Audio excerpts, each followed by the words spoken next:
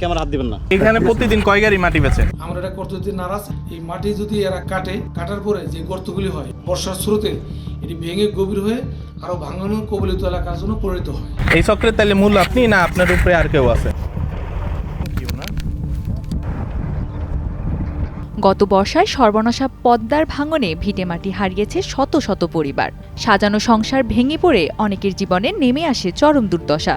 সেই ক্ষতের রেশ কাটতে না কাটতেই এবার শুরু হয়েছে মানবসৃষ্ট ধ্বংসযজ্ঞ।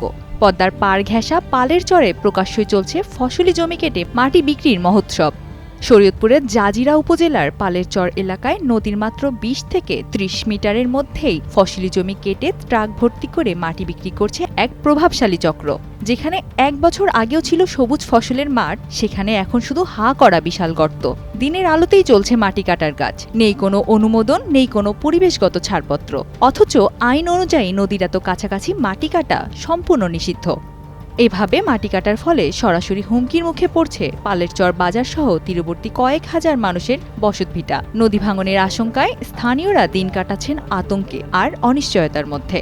সচেতন মহলের মতে, নদীর তীরে গভীর গর্ত করে মাটি কাটা হলে মাটির স্তর দুর্বল হয়ে পড়ে। এতে বর্ষার মৌসুমে ভয়াবহ ভাঙন অনিবার্য হয়ে ওঠে। এখনই যদি এই মাটি খেকো চক্রকে রুখে না দেওয়া যায়, তবে আগামী বর্ষায় পালেরচরের বড় একটি অংশ নদীগর্ভে বিলীন হয়ে যেতে পারে। প্রকৃতির সঙ্গে মানুষের এই অবিচার শেষ পর্যন্ত মানুষের জন্যই ভয়াবহ পরিণতি ডেকে আনে। পালেরচরের এই ধ্বংসযজ্ঞ বন্ধে দ্রুত প্রশাসনিক হস্তক্ষেপ এখন সময়ের অপেক্ষা। লোভের বশে যারা নদী ও জনপদ ধ্বংস করছে, তাদের বিরুদ্ধে কার্যকর ব্যবস্থা না নিলে পালেরচর বাজার ও আশেপাশের জনপদ রক্ষা করা কঠিন হয়ে পড়বে। Sanjida Laboni, Times today.